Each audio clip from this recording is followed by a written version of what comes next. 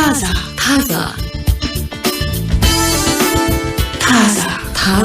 ሰላም አድማጮቻችን እንደምን አላችሁ? ታዛ ፕሮግራም ጀመር። እናንተ ጋር አለን ትግስት በጋሻውና ጸገነት ላቀ ከኛ ጋር ሆኑ ብለን በአክብሮት እንጋብዛለን። ወሬዎችንም መርጠናል። እንደዚሁም ደግሞ አንዳንድ እንግዲህ ዓለማችን ላይ ሰማናቸውን ወቅታዊ የሆኑ መረጃዎችንም እንመለከታለን በየመሃሉ። አንዱ እንግዲህ በተለይ አሁን ጁላይ ገባናል በፈረንጆች። የጁን ወር በጣም አስከፊ ነበር ለአውሮፓ ከሂት ዌቭ ወይም ከሙቀት ሞገዱ ጋር በተገናኘ የብዙ ሰዎች ህይወት የጠፋበት ወቅት ሆኗል። በተለያዩ ሀገራት ላይ እንግዲህ የሞት መጠኑ ጨምሯል። በዚህ ወር ላይ የተመዘገቡ የሞት መጠን ቁጥሮች እንዳሉ እያየው ነበር ዩሮኒውስም ባጋራው ዜና ላይና እጅግ በጣም አሳሳቢ የነበረ ወር እንደሆነ ገልጸዋል።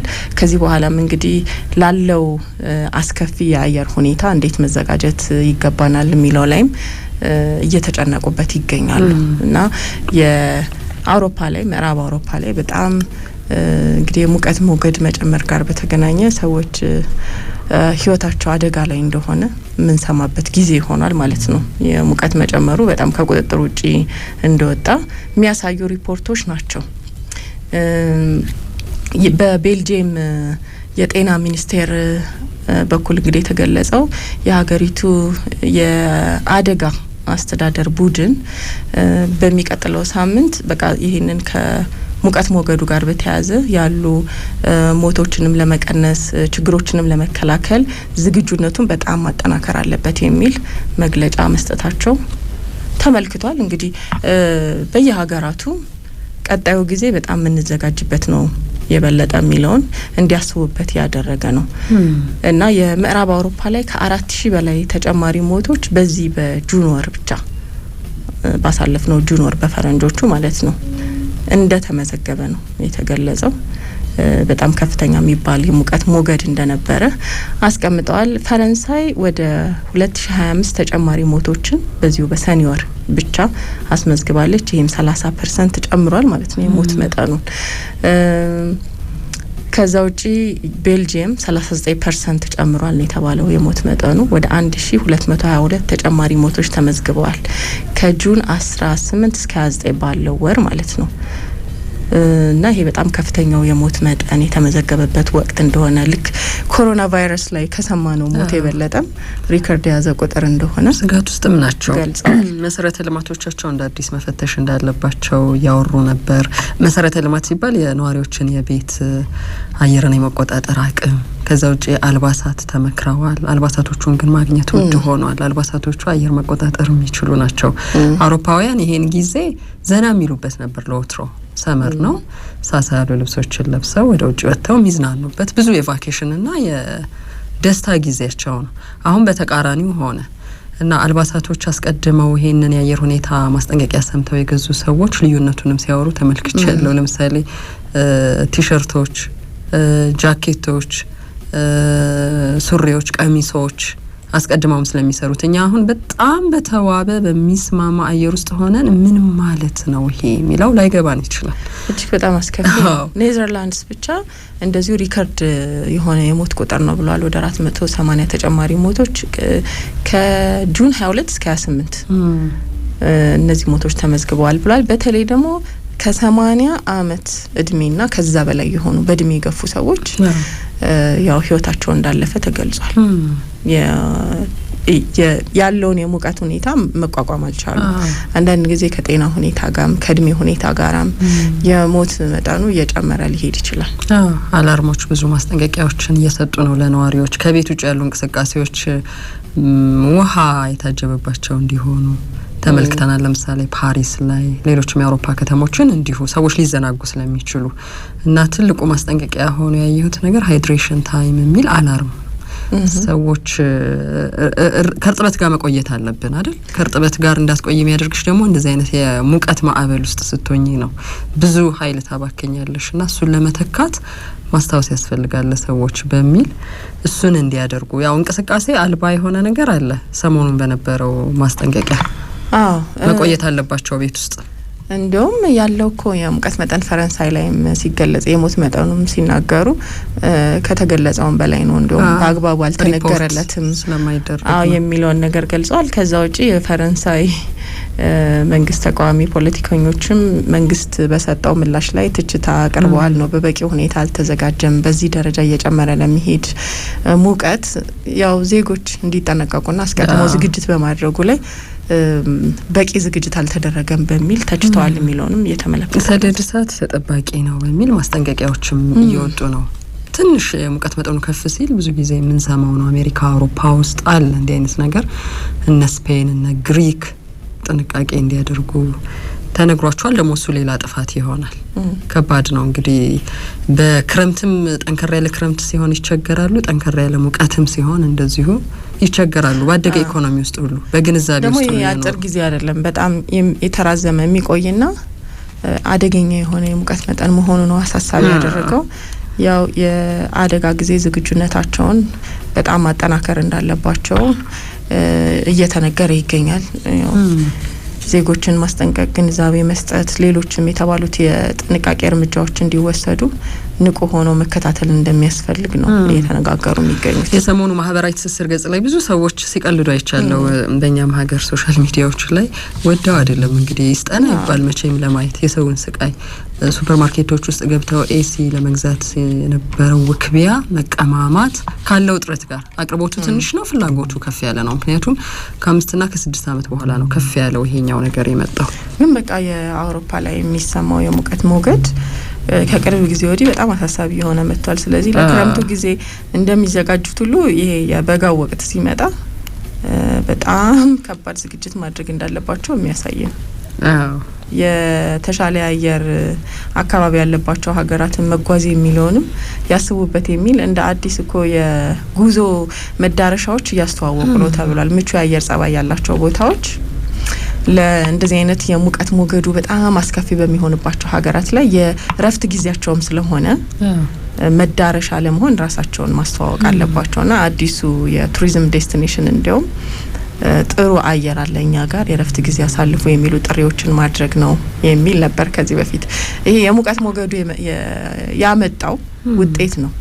ስለዚህ አንዳንድ ቦታዎች ላይ አቅም ካለሽ እየተጨነቅሽ የምትቆይበት ምክንያት አይኖርም ማለት ነው። ትሄጃለሽ ሌላ ቦታ አንዶርም በይው 15 ቀን እንግዲህ ጥሩ የተመጠነ ውሃ የተመጠነ አየር ያለበት ወቅት ላይ ነን። ተመስገን። በጣም በእኛ ምድር ዓለም የተለያዩ ፈተናዎች አሉባት ማትጋፈጥ የሚመስለው ምክንያቱም ተፈጥሮ ነው። ከተፈጥሮን እንዴት ትጋፊዋለሽ? በቻሉት ኢኮኖሚና እውቀት አስቀድመው ማስጠንቀቂያ ይሰጣሉ። ከዛ ደግሞ አብሮ እንዴት ነው መኖር የሚቻለው የሚለው ላይም ቁሳቁሶች አሏቸው። በዛ ያው ሊበልጡን ይችላሉ። እኛ ደግሞ ያው ተፈጥሮ በለገሰን ነገር ውስጥ እንቅስቃሴ ሳናቆም ከአመት እስከ አመት እንኖራለን። ስጋትም ሳይዘን ጭምር ጠዋትም ቀንም ሌሊትም። እሺ በቆይታችን ከምናነሳቸው ወሬዎች ውስጥ ሌላው አንዳንድ የምናደርጋቸው ኢንቨስትመንቶች ህይወት ቀያሪ ናቸው የሚለውን እንመለከታለን። ገንዘብ ያወጣንባቸው ግን በኋላ የረካንባቸው አገልግሎቶች፣ ግዢዎች፣ ኢንቨስትመንቶችን ምንመለከትበት መረጃ እንድናይ ነው።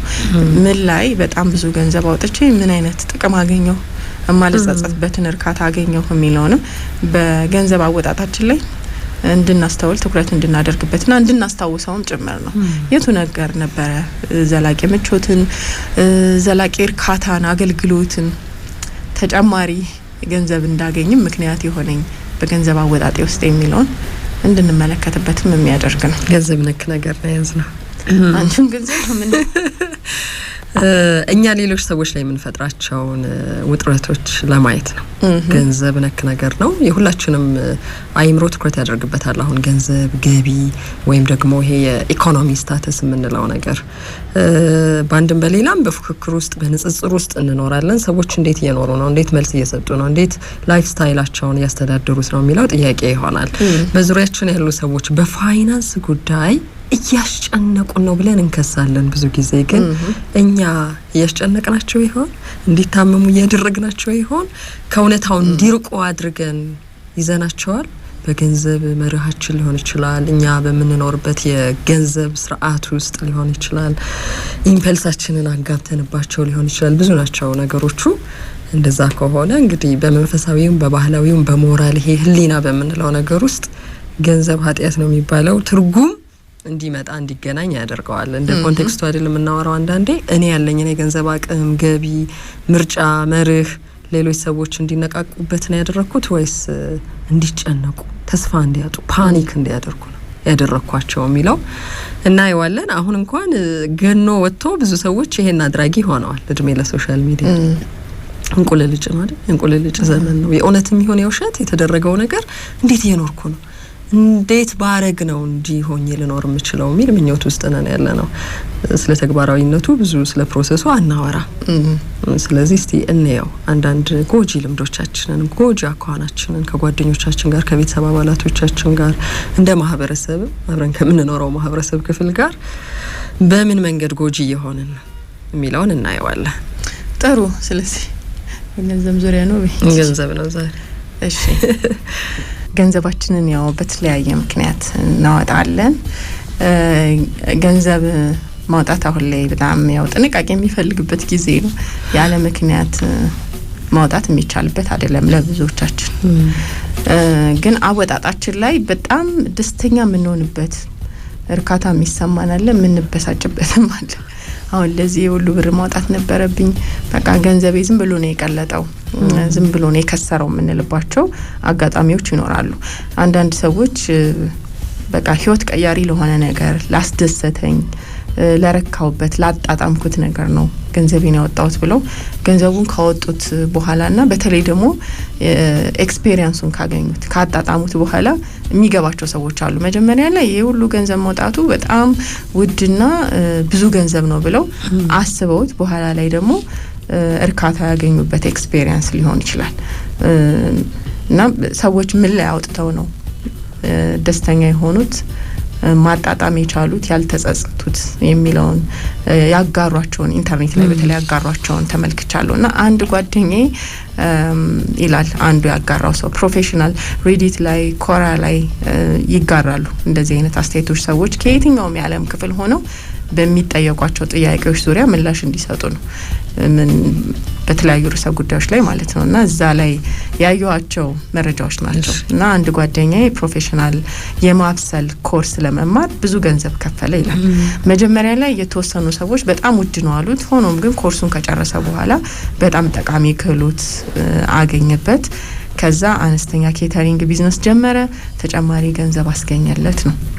ወደ ኋላ ተመልሶ ያወጣውን ገንዘብ ሲያስበው በጣም እርካታ ይሰማዋል። ያወጣውን ገንዘብ አዲስ እድል እንዳገኘበት ያምናል። የረጅም ጊዜ ጥቅምም አስገኝቶለታል ነው። እንግዲህ አንዳንዴ ምን ከፍላቸው ገንዘቦች ይሄ ከትምህርት ከአጫጭር ኮርሶች ጋር በተገናኘ በጣም ውድ ይመስሉንና ግን እንደው የእውነት የከፈልኩትን ያክል ጥቅም አገኝበታለሁ ብለን እየተጠራጠርን ማርገነው ሊሆን ይችላል። እድሜ ልክሽን ግን ተጠቀሚበታለሽ። ግን ይሄ በቃ የረጅም ጊዜ ጥቅም የሚያገኝበት፣ ተጨማሪ ቢዝነስ ያገኘበት፣ አዲስ እድል ያገኘበት ስልጣና ሆኖ ተጠቅሞበታል የሚለውን አስታውሷልና ሰዎች ከትምህርት ከስልጣና አዲስ ክህሎት ከማግኘት ጋራ የሚወስዷቸው የሚያወጡት ገንዘብ ብዙ ጊዜ እንዳልተጸጸቱበትም ገልጸዋል። አንድ ጎረቤቴ ለብዙ አመታት የልብስ ስፌት መኪና ለመግዛት ገንዘብ ታጠራቅም ነበር ይላል ሌላው ታሪክ። ከዛ በኋላ ገንዘቡ ሞላላትና የልብስ ስፌት ማሽኑ ተገዛ። ከዛም አካባቢዋ ላይ ላሉ ሰዎች ልብሶችን መስፋት ጀመረች። ተጨማሪ ገንዘብ መስራትም አስቻላት እና የልብስ ስፌት መኪና ለመግዛት ያጠራቀመችው ገንዘብና ያው የወሰደባትን ጊዜ ስታስበው ምን ያክል ህይወቷን እንደቀየረላት ትናገራለች። መጀመሪያ ላይ እንግዲህ ብዙ ጊዜ ወስዶባት ቢሆንም ነው። ምክንያቱም ቤተሰቧን መደገፍ የምትችልበትን ተጨማሪ ገቢ አግኝታበታለች። አነስተኛ ቢዝነስንም ጀምራ ለዛም እንግዲህ ገንዘቡ አግዟታል የሚለውን ታሪክ አጋርተዋል። አንዱ ከፐርሰናል ኤክስፔሪየንሱ ጋር ያገናኘው ተሞክሮ ነው። ይሄ ምዝናናባቸው ቁሳቁሶችን መግዛት በጣም ያስደስተኛል። ለምሳሌ ብስክሌት በጣም ወዳለሁ። በጣም ምቾት ያለው ብስክሌት ከገዛው በኋላ ሰውነቴ በጣም ተስተካከለ፣ ጥሩ ሆነ፣ ደስተኛና የተነቃቃው ሆናለሁ እና በህይወቴ ደግሞ የምፈልገው ይሄንን ነው እና ብስክሌቷ ላይ ያወጣሁት ገንዘብ ሁሉ ጊዜ እርካታ ይሰጠኛል ለማጣጥመው ነው ለውጥ ያገኘውበት ነው ብሎ ያጋራው ነው። ሌላ ሰው ደግሞ ከዳር ሆኖ ብስክሌት ላይ ሆኖ ሁሉ ገንዘብ ማውጣት ቅንጦት ነው ልንል እንችላለን። እና አንዳንዴ ለምን ነገር ነው ገንዘቡን ያለው ምን ነገር አገኘንበት የሚለው አገልግሎቱን ያመጣነው ለውጥ ስናይ የምንሰጠው ትርጉም ይኖራል ማለት ነው። ሌላዋ እናቴን በገንዘቤ መንከባከቤ በጣም ያስደስተኝ ነገር ነው ስላለች ወደ ኋላ ተመልሼ ሳስብ ብቻዬን ያንን ሁሉ ነገር እንዴት እንዳደረኩት ይገርመኛል። ከብዙ ትግስት ጋር እያንዳንዱ ያወጣኋት ሳንቲም በጣም እርካታ ትሰጠኛለች። ምክንያቱም እናቴ ለኔ ንግስቴ ነበረች ትላለች። በሚገባ ተንከባክቢያታለሁ፣ ህይወቷ ሰላማዊ ነበር ትላለች። ስለዚህ አንዳንዴ ያወጣነው ገንዘብ ለማን ነበረ የዋለው? ምን ለማድረግ ነበር የዋለው? ምክንያቱም ገንዘብ የተሻለ ህይወት እንድንኖርም ጥራት ያለው የህይወት ዘዬ እንዲኖረንም ምክንያት ይሆናል አይደል? ካወቅንበት አሁን በእኛ ሀገር ሁኔታ እንደው እድል ሰጥቶኝ እድሜ ሰጥቶሽ እናቴ አርጌልሽ የብዙ ሰው ህልም የብዙ ሰው ወይም መጀመሪያ ላይ ኖሮሽ አላደረግሽም ወይም ደግሞ አላወቅሽም ገንዘቡን እንዴት ምን ላይ ማውጣት እንዳለብሽ። አንዳንዴ ደግሞ አትገናኝም ከማግኘትሽ በፊትም አልፈው ሊሆን ይችላል እኛ ሰዎች የሉ እና የሆነ ብዙ ነገር ከሞላልሽ በኋላ የቤተሰብ አባሎችሽ ካንቺ ጋር አይደሉምና ትቆጫለሽ። ወይኔ ይሄን ገንዘብ ለእናቴ እንዲያርጌበት ቢሆን ለአባቴ ብሎም ይጸጸቱ ሰዎች አሉ። እና ለምን ወዳቸው ሰዎች ጥራት ያለው ህይወት እንዲኖሩ ምቾት ያለው ህይወት እንዲኖሩ ያወጣነው ገንዘብ ምን ያክል ደስታ ሰጥቶናል የሚለው ምን ያክል እርካታ ሰጥቶናል የሚለውንም የሚያሳይ ነው። አንዳንዴ በዛ ላናየው እንችላለን፣ ግን አሉ አንዳንድ ሰዎች ምንም የማይጸጸቱ በጣም ደስተኝነት የሚሰማቸው ለምን ለሚገባው ሰው ነው ያን ገንዘብ ያዋልኩት፣ እያንዳንዱን እንክብካቤ እያንዳንዱን ምቾት ፍላጎት አሟልቻለሁ ብለው ሁሉ ጊዜም የሚደሰቱ ሰዎች አሉና ይሄ ህይወት ቀያሪና ትርጉም ያላቸው በጣም እናጣጥማቸው የገንዘብ አወጣጦች ይኖራሉ ነው። ቀድም የጠቀስነው ብዙ ሰዎች ስለ ስልጣናና ትምህርት ከሆነ የከፈሉት ገንዘብ አልጸጸተኝም የሚለውን ታሪክ አጋርተዋል። ምክንያቱም ያገኙት ስልጣን አለ፣ እውቀት አለ፣ ትምህርት አለ፣ ከነሱ ጋር የሚኖር ነው፣ ማንም አይወስድባቸውም። ያገኙትን እውቀትና ክህሎት ደግሞ አዳዲስ እድሎችን እንዲያገኙ በማንኛውም ጊዜ ደግሞ እንዲጠቀሙበት እድል ሰጥቷቸዋል። ስለዚህ ገንዘቤን አውጥቼ ከፍዬ መማሬ አይጸጽተኝም የሚሉ ብዙ ሰዎችን ታሪክ ተመልክቻለሁ።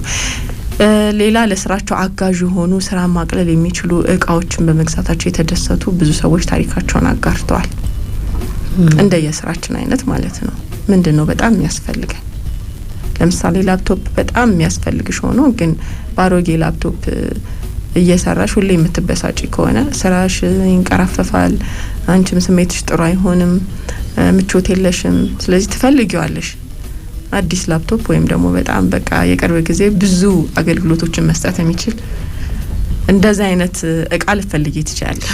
ስለዚህ እንደምንም ብለሽ ገንዘብ ሴቭ አድርገሽ ወይም የሆነ ገንዘብ ሲገባልሽ እንደዛ የሚያደርጉ ሰዎች አሉ። ቅድሚያ የሚሰጡት ጉዳያቸው በቃ ልክ የሆነ ብር ይመጣል። አሁን እሱ ከመጣ ላፕቶፕን ነው የምገዛው፣ ሄድፎኔን ነው የምገዛው፣ ሌሎችም ቁሳቁሶች በቃ ምቾት ያለው ወንበር ነው የምገዛው። በተለይ ቤት ውስጥ የግል ስራቸውን የሚሰሩ ሰዎች ካሉ አንድ ያየሁት ኤክስፒሪየንስ ምቹ ወንበሮችን ይገዛሉ። ይሄ ለትከሻቸው ለወገባቸው የሚመች ወንበርና ጠረጴዛ ቅድሚያ ሰጥተዋል። ለዛ ደግሞ በጣም ከፍ ያለ ገንዘብ አውጥተዋል። በጣም ውድ ገንዘብ።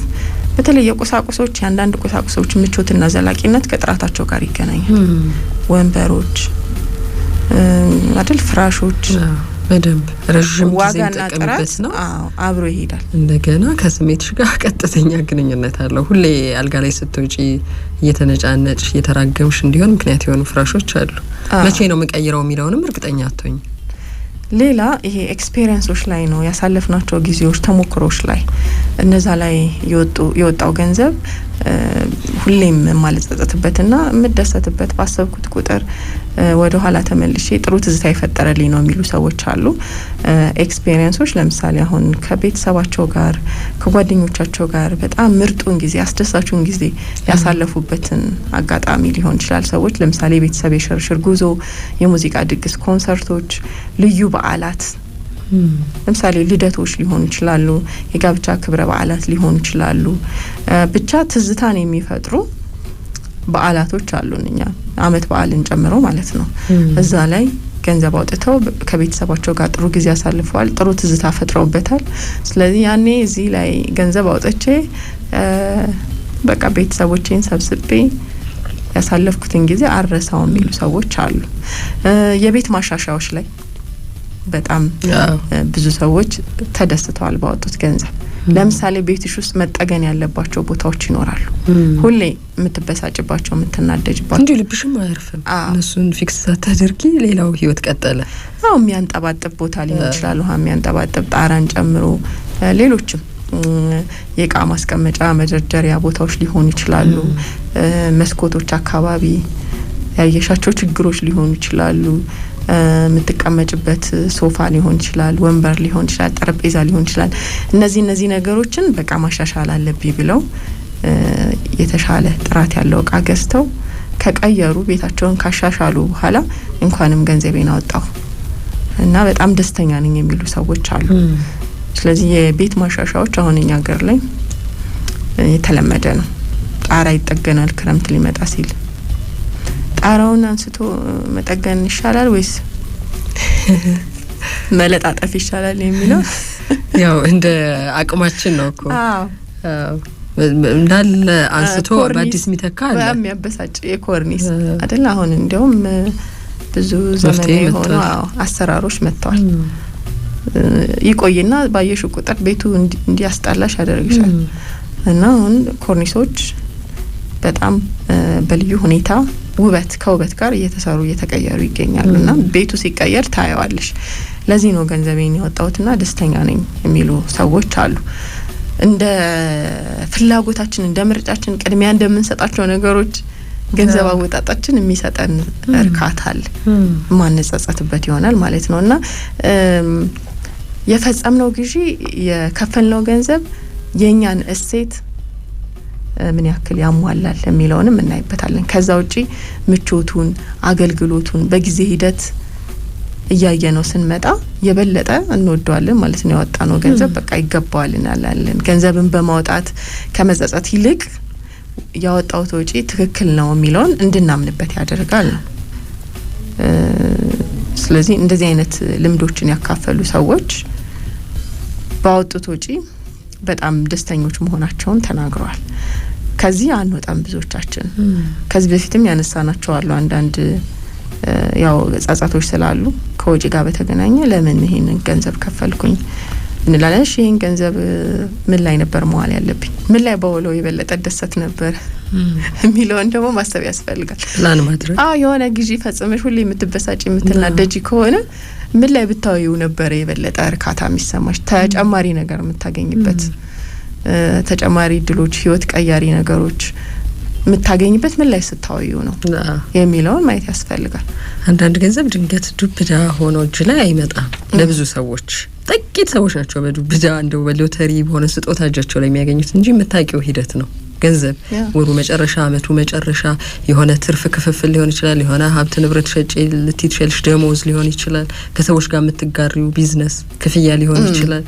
ይሄ ሲመጣ ብለሽ እኮ 1 2 3 ብለን እናስቀምጣለን ብዙዎቻችን። ግን አንዳንዴ ወጪዎች ይቆጣጠሩና አንዳንዴ ምን አለ ቅድሚያ የሰጠሽው ነገር 10ኛ ላይ ተጽፎ ሊሆን ይችላል።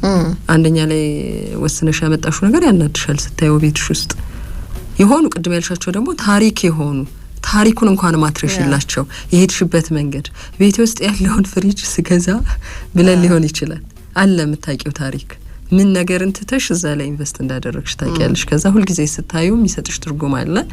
እርካታው ደግሞ የተባለው እንኳን ኖር እንኳን ተገዛ እንኳን አደረኩት የምንላቸው ናቸው የተባለው። አሁን ጊዜው ሁላችንንም ሳንወድ በግድ እንደዛ ያደረገ ነው። በርግጥ አለ ግን ስህተቶች ግን አይጠፉም።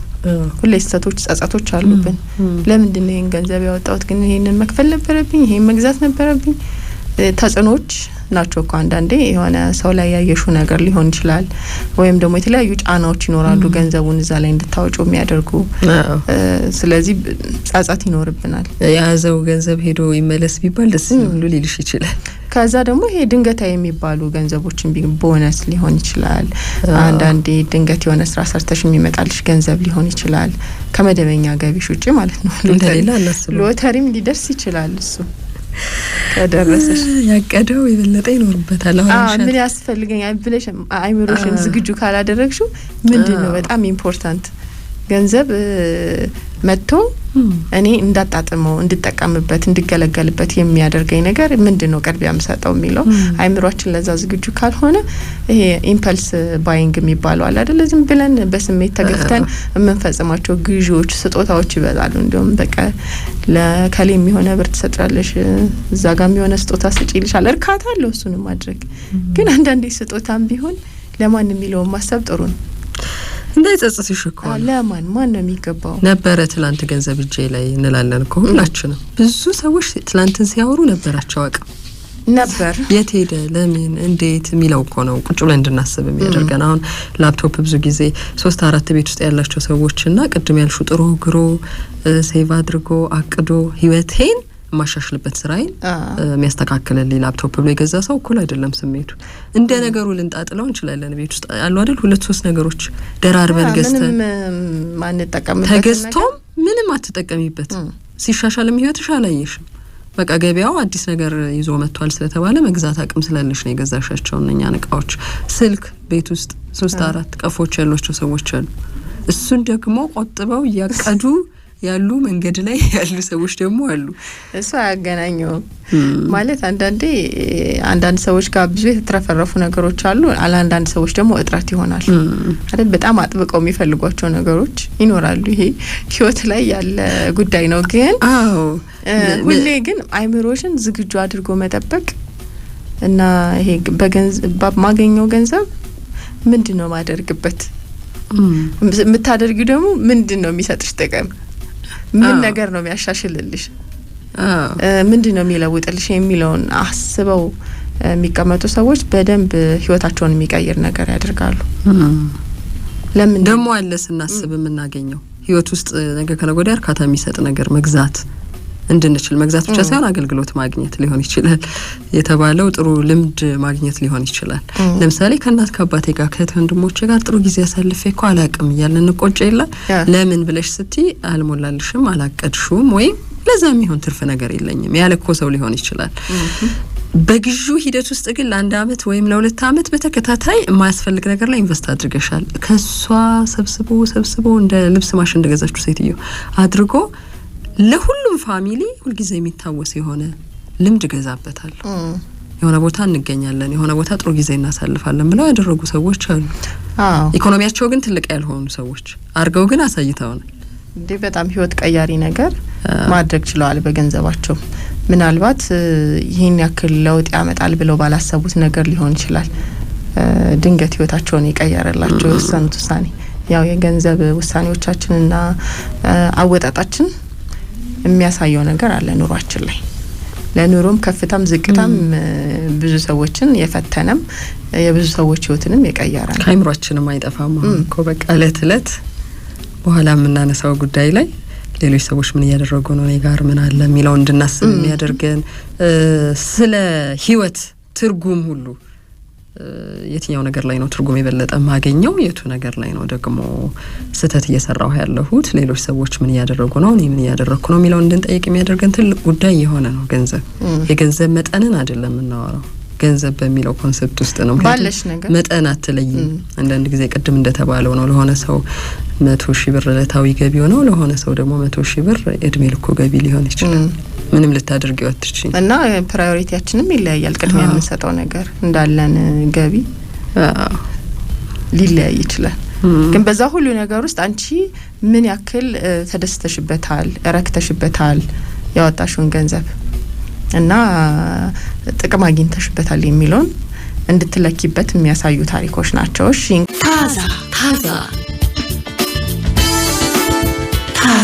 ታዛ